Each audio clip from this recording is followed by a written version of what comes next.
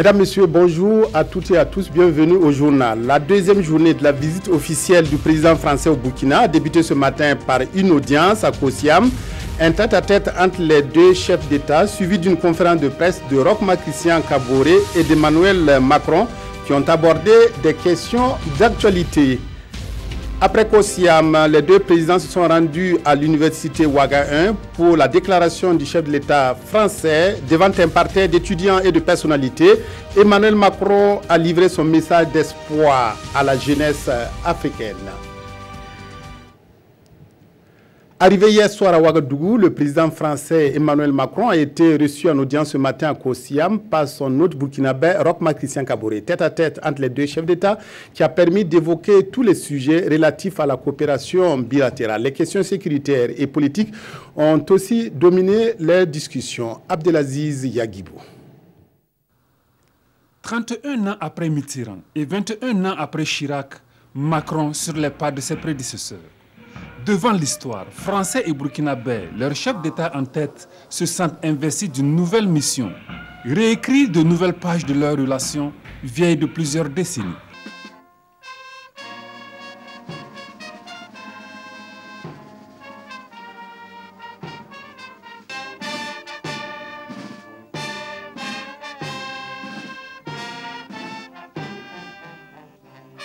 Pas question que l'usure du temps ait raison de l'axe Ouagadougou-Paris.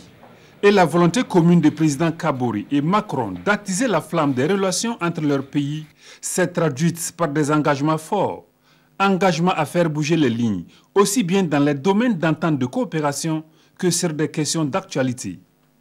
Nous avons eu entre la délégation française et la délégation burkinabé un échange très fructueux, aussi bien sur tous les sujets qui concernent la coopération entre nos deux pays, qu'elle soit économique, qu'elle soit politique, qu'elle soit au plan, je dirais, de nos relations internationales et des préoccupations du moment, que sont les questions relatives à l'immigration, les questions qui sont relatives également à des questions pendantes au Burkina Faso, notamment la question du déclassement relatif au dossier Thomas Sankara, et également aussi des questions, je dirais, qui sont relatives au récent dossier concernant François Compaoré. Nous avons bien évidemment évoqué aussi les soutiens bilatéraux et les accords qui ont récemment été conclus à Paris, qui sont importants pour le Burkina Faso et qui étaient aussi importants pour la France. Nous avons bien évidemment également couvert les sujets de sécurité, puisqu'il y a là aussi une coopération bilatérale très forte et une volonté affirmée de la France de développer une plus grande intégration régionale sur ce point. D'une part avec le déploiement plein et entier des forces G5 Sahel. Je m'étais rendu en juillet dernier, nous étions ensemble à Bamako. Des choses ont continué à avancer. Nous nous sommes retrouvés en septembre à New York pour faire avancer ce dossier. Et je crois que maintenant, il faut qu'on puisse passer au-delà des premières expérimentations faites et des premières opérations pilotes à un déploiement plein et entier de ces forces G5 Sahel, en particulier sur le fuseau dit médian, qui concerne tout particulièrement le Burkina Faso. Ce déploiement des forces G5 Sahel se double de l'Alliance pour le Sahel, qui est la partie développement et justement financement du développement qui va avec, que là aussi nous avions lancé ensemble à Bamako en juillet dernier et qui est le complément indispensable de cette plus grande sécurisation. Nous sommes dans un pays qui a décidé il y a 2 ans de prendre ses responsabilités, qui a décidé, dont la jeunesse a décidé de faire un choix démocratique fort. Et c'est pourquoi je souhaitais commencer en effet ce déplacement africain et prononcer mon premier discours sur les ambitions avec l'Afrique et la jeunesse africaine ici, au Burkina Faso et en particulier dans une université. Cette audience élargie aux délégations françaises et burkinabées marque le début d'une journée de visite à Ouagadougou chargée pour Emmanuel Macron et dont l'un des enjeux majeurs est de rapprocher davantage la France et le Burkina, certes éloignés par la géographie, mais liés par l'histoire. À l'issue de l'audience, les deux chefs d'État se sont prêtés aux questions des journalistes, de l'insécurité à l'immigration, en passant par le passif colonial.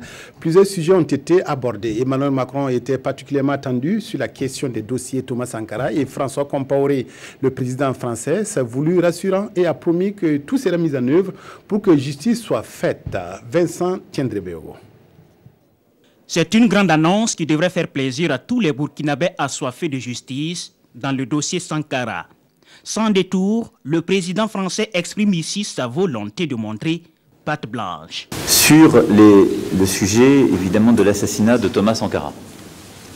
Compte tenu des délais, les archives sont aujourd'hui disponibles et ouvertes, en particulier à la justice burkinabé.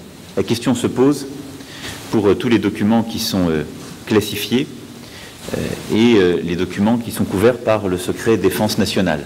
Ce sont les seuls qui ne sont pas consultables au-delà des 25 ans. J'ai pris un engagement clair, je peux le rendre public aujourd'hui, c'est que ces documents seront déclassifiés pour la justice burkinabé. Tous. La justice burkinabé aura donc accès à tous les documents qui concernent l'affaire Sankara. Pour ce qui est du cas de François Compaoré, il lui est interdit de quitter le territoire et il doit se présenter régulièrement à la police française. Les autorités burkinabées ont rapidement fait parvenir une demande d'extradition. Il appartient donc à la justice française de rendre sa décision. Pour ma part, je ferai tout pour faciliter celle-ci. Sur la question de la sécurité, Emmanuel Macron partage l'impatience des citoyens du Sahel de voir la force du G5 Sahel à l'œuvre pour contrer les desseins des terroristes. Face à la multiplication des attaques, il va falloir passer à la vitesse supérieure. L'immigration au cœur de toutes les préoccupations après la diffusion par CNN d'un marché aux esclaves. Le président français dénonce un crime contre l'humanité et reconnaît à demi-mot une erreur historique dans l'intervention en Libye. Je pense que les choix qui ont été faits sur la Libye n'étaient pas forcément les bons. Et on n'est jamais bien inspiré de faire la guerre quand elle ne s'inscrit pas dans une feuille de route politique et les solutions qu'on sait construire. C'est aujourd'hui les conséquences que nous vivons. Quelle est la politique, pour ma part, que j'ai constamment menée et souhaité voir menée par l'Union européenne en Libye? D'abord, œuvrer à la stabilisation politique. Sur la question de la décolonisation et de la lutte contre l'impérialisme, le président français appelle la jeunesse africaine à dépasser les postures et à regarder l'avenir. On est dans un pays où la jeunesse est forte. Cette jeunesse, elle n'a jamais connu la colonisation.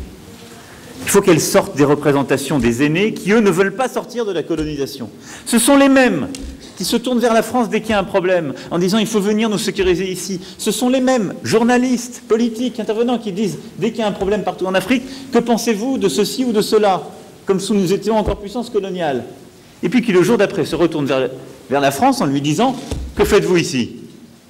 Il faut sortir de ces traumatismes du passé. Donc il faut avoir une relation décomplexée et d'avenir. Et concernant les manifestations et les protestations en marge de cette visite, le président du Faso estime qu'il ne faut pas y voir un signe de désamour pour la France, mais plutôt l'expression d'une jeunesse libre et un signe de vitalité de la démocratie burkinabé. Ce qui exprime également le caractère démocratique d'un pays, c'est de permettre certainement aux citoyens, dans le respect de la légalité, de pouvoir donner également leur point de vue, leurs avis sur ce qu'ils pensent être les relations entre nos deux pays.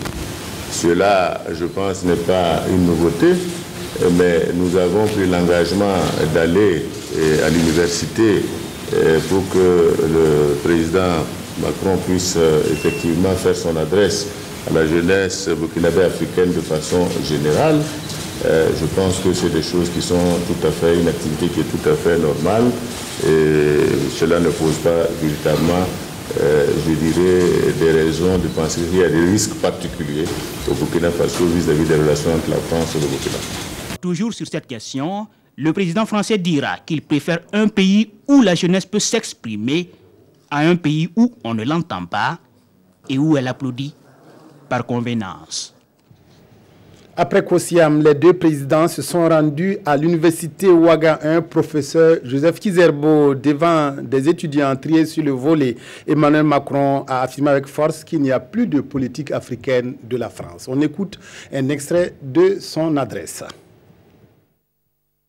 Je ne vais pas venir ici vous dire que nous allons faire un grand discours pour ouvrir une nouvelle page de la relation entre la France et l'Afrique. Ou je ne suis pas venu ici vous dire quelle est la politique africaine de la France, comme d'aucuns le prétendent. Parce qu'il n'y a plus de politique africaine de la France.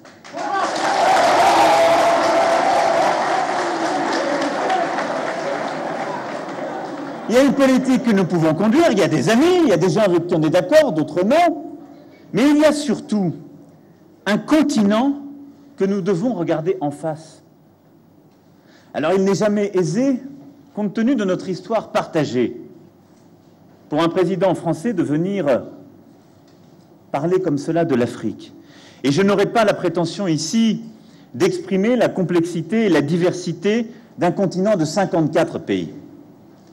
D'abord parce que ça a quelque chose de terriblement arrogant d'essayer d'expliquer qu'en quelque sorte il y aurait une unité absolue, une homogénéité complète, 54 pays, avec autant d'histoires, avec plus encore d'ethnies et de langues, avec des relations qui ne sont pas les mêmes à l'égard de la France.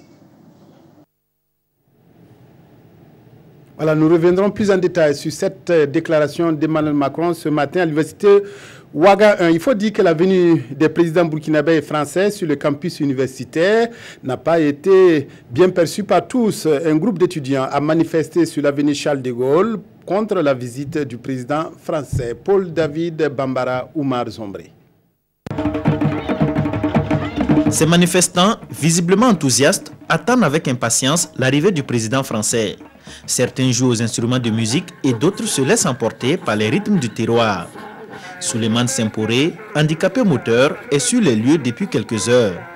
Lui et ses amis ont hâte de voir le président français. Quel est le président français? Le président français, il est venu hier. C'est joie tout de Burkinabé. Nous sommes là pour accueillir le président français. Exprimer notre gratitude à lui. Tout ce que nous pensons de la France et le Burkina, la coopération. C'est pour la première fois qu'il vient au Burkina. Pour nous, il est le bienvenu. Guiro Massourou est membre d'un mouvement de la société civile burkinabé. Lui aussi est venu accueillir le président Macron, mais il a un message à l'endroit de ceux qui sont contre la venue du président français. Je pense que les Africains sont vraiment un peu pressés. Et aujourd'hui, je vois certaines personnes qui disent non, il ne faut pas l'accueillir. Pourtant, nous parlons le français. Pendant que certains manifestent tranquillement, la police est ici à rude de preuve. Elle vient de mettre la main sur un élément qui aurait tenté de perturber la manifestation par des jets de pierre. Un peu plus loin, cette fois, en face du Temple du Savoir, ces étudiants du mouvement Kamita manifestent. Ils voient en la visite du président français une tentative d'asservissement du peuple. Nous avons voulu lancer à travers cette mobilisation un message fort à tout le gouvernement pour dire que désormais, on ne doit plus mettre au pas toute une éducation pour pouvoir accueillir un président français. L'armée française au Burkina Faso, on n'est pas prêt pour ça. On n'est pas prêt. Parce qu'ils sont en train de taper de pied nos économies, nos richesses, nos ressources. Ce n'est pas normal. Aujourd'hui, l'impérialisme et puis le colonialisme est encore là. Ce que Thomas Sankara dénonçait. Et c'est sous les abats de l'impérialisme qu'ils accueillent le cortège présidentiel de Macron qui entre dans l'enceinte de l'université Joseph Kizerbo. Et c'est dans cette université qu'Emmanuel Macron tient son discours sur la vision de la politique française en Afrique. Voilà ce qu'on pouvait dire concernant la visite au Burkina du président français Emmanuel Macron. D'autres points de l'actualité, concertation pour adapter le code de l'aviation civile aux réalités actuelles. Une rencontre regroupe depuis hier à Ouagadougou des acteurs de l'aviation pour réviser et mettre à jour le code de l'aviation civile. Des modifications seront opérées dans le domaine de la sûreté et de la sécurité. Une feuille de route sera également élaborée concernant l'utilisation des aéronefs et des existences des aérodromes et des menaces de cybersécurité. Jean-Eudes Bayala, Bouma, Ernest Nebier, reportage. Les acteurs de l'aviation civile au Burkina réfléchissent à la mise à jour du code de l'aviation civile. Le secteur du transport aérien étant en perpétuel mouvement, de nouveaux moyens de transport sont apparus. Il est donc impérieux de mettre à jour cette disposition. Il y a de nouvelles menaces qui sont arrivées que notre code actuel ne prend pas en compte. Je veux parler du terrorisme que vous connaissez, des nouveaux aéronefs qui ont été introduits, notamment les drones, qui ont fait leur apparition, qui ne sont pas pris en compte dans notre code de l'aviation civile, et bien d'autres aspects qui nécessitent donc que nous puissions repenser ce code pour être au diapason de ce que l'OACI attend de nous. Les modifications qui seront apportées à ce code concernent des aspects de sûreté et de sécurité de l'aviation civile à travers la mise en œuvre d'une feuille de route. Côté sûreté, comme vous le savez, il y a eu des vols même qui ont été annulés par des compagnies aériennes parce qu'il y a eu des cyberattaques du système informatique. Il y a également la certification des aérodromes. Vous savez que de plus en plus, l'OACI est très regardant pour que les aérodromes qui sont utilisés pour les vols internationaux soient certifiés conformément à des standards. Donc on prévoit en tout cas mettre à jour aussi notre code par rapport à ça. De même que pour les fournisseurs de services de la navigation aérienne, qui dans notre cas est la SECNA. Actuellement on les certifie, mais dans le code cette disposition n'est pas encore intégrée. Donc il faut qu'on prenne en compte pour être conforme à la législation de base. L'adoption de ce nouveau code va permettre la mise en vigueur d'une loi complète, efficace sur l'aviation et compatible avec l'environnement des activités aéronautiques. Un nouveau programme d'action en matière de population est en élaboration à Koudougou dans le Boulkemde. Les participants de l'atelier travaillent à la rédaction d'un document qui définit des stratégies pour améliorer les indicateurs en population et développement. L'objectif est de permettre une transition démographique aux exigences du PNDS et des objectifs de développement durable ODD. Salifou Belem, Vincent Tiendrebego, reportage à Koudougou.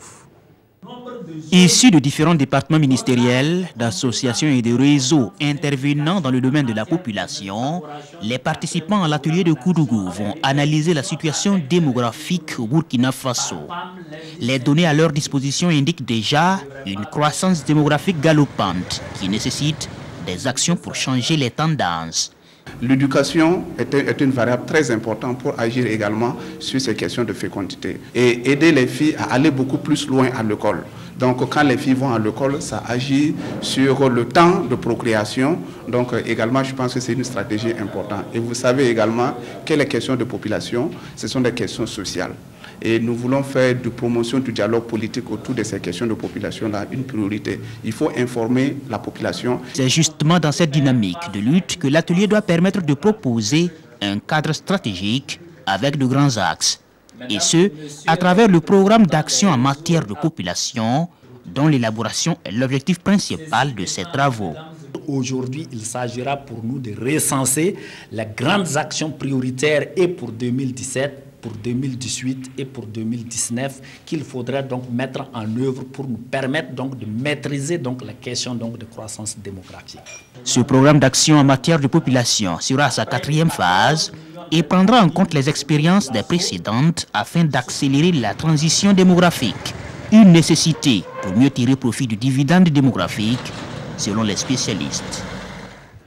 Une rencontre s'est penchée la semaine dernière sur les résultats de l'évaluation des écarts entre la Convention des Nations Unies relative aux droits des personnes handicapées et son application concrète dans le domaine de la santé au Burkina. Les acteurs de la plateforme VIH et handicap ont eu une occasion de parler de sida et de handicap et de faire des recommandations pour une meilleure application de la loi sur les droits des personnes handicapées au Burkina. Kuala Nebie Kadisanogo. Les différents acteurs de la plateforme VIH et handicap donnent les résultats de l'évaluation sur les écarts entre la Convention internationale relative aux droits des personnes handicapées et son application au Burkina Faso. Au cours de cette rencontre, les participants vont exposer sur les méthodes utilisées dans l'évolution de leur plateforme. On s'est engagé dans un processus de mise en œuvre de la loi à travers donc des actions concrètes sur le terrain. L'ensemble des acteurs travaillent dans les différents domaines-là pour rattraper un peu les retards. Donc les écarts sont constatés sur le terrain. Le travail que nous faisons vise à réduire ces écarts au maximum et à permettre donc aux personnes handicapées de jouir de tous leurs droits et de développer tout leur potentiel pour apporter leur contribution au développement du Burkina Faso. C'est aussi une occasion pour ces acteurs de définir les rôles de chacun et de formuler des recommandations. L'objectif, c'est de pouvoir voir quelles recommandations concrètes peuvent être faites pour pouvoir combler ces écarts. L'objectif aussi, c'est de réunir le milieu, le monde qui travaille autour du VIH et le monde qui travaille autour du handicap. Les réunir sur cette question de VIH et de handicap. À l'heure actuelle, on n'avait pas forcément de données, soit sur les textes, soit des études biocomportementales, qui pouvaient permettre de montrer que les personnes handicapées avaient des besoins particuliers par rapport au VIH. Cet atelier a bénéficié de l'appui financier du Fonds mondial de lutte contre le sida, la tuberculose et le paludisme. Il sera géré par l'ONG Handicap International. Saba Biga, le dernier long métrage de Boubacar Zida Dissinaba, a reçu au Maroc le prix africain de développement PADEV Casablanca 2017. Ce prix est décerné au meilleur promoteur du cinéma africain par la Fondation 225, qui est une organisation humanitaire. Et pour présenter ce prix au public et remercier ses partenaires, Sinaba a offert une projection de son œuvre samedi dernier à Lini, à Tengango. Nebie Kwalai Maimouna Traoré. Élu meilleur promoteur du cinéma africain par la Fondation 225, Aboubacar Zida Dissinaba présente son prix à Ouagadougou. Son film Saba Biga, qui lui a permis d'avoir ce prix, a été projeté en présence de ses amis et partenaires à qui il témoigne sa reconnaissance.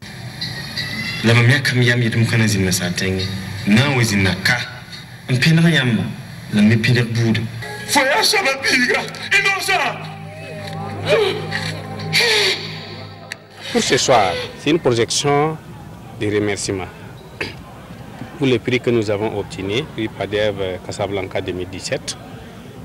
C'est pour remercier les partenaires financiers, les partenaires sociaux. Le message que j'ai lancé, c'est dire à nos jeunes frères d'être patients. Quand vous commencez quelque chose, il ne faut pas espérer récolter les fruits les mêmes jours. Et voici les critères qui ont joué en faveur de Sidnaba. C'est un monsieur qui n'est pas là à l'école, qui n'a pas flirté avec les écoles de cinéma, qui est sans moyens, mais il est parti d'un rien. En gros, je vous dirais, c'est son parcours atypique qui a fait qu'il a été retenu. Sinon, il avait au total 10 candidats de divers pays. À l'occasion, les acteurs du film ont été présentés aux cinéphiles. Le dialogue inter-burundais est commenté par les journaux aujourd'hui et ils reviennent aussi sans surprise sur la visite du président français Emmanuel Macron au Burkina. La revue de presse est signée Aimé Solange Guigma. Le grand chef des Blancs est dans nos murs depuis hier 27 novembre 2017, nous informe le pays. Emmanuel Macron a été accueilli à sa descente d'avion par Roch-Marc Christian Kaboré pour lui dire Néo-Ongo, poursuit ce journal. Les deux chefs d'État vont échanger sur des questions d'intérêt commun, à savoir celles de la jeunesse, du contexte sécuritaire, de la coopération économique, militaire, diplomatique. Bref, Emmanuel Macron est à Ouagadougou pour écrire une nouvelle histoire avec l'Afrique soutien citoyen. Car pour lui, le Burkina est un symbole, un emblème de l'aspiration de la jeunesse à la démocratie, souligne l'observateur Palga. Une nouvelle herméneutique africaine est donc en marche, dira aujourd'hui au Faso. D'après ce journal, le New Deal UAE qui se profile à Abidjan se dessinera au pays des hommes intègres avec ce face-à-face Macron étudiant. Pendant que Macron est en marche à Ouagadougou, indique l'observateur Palga, le Yatenga est frappé par une attaque d'individus non identifiés dans la commune de Quin à 80 km de Wayouya.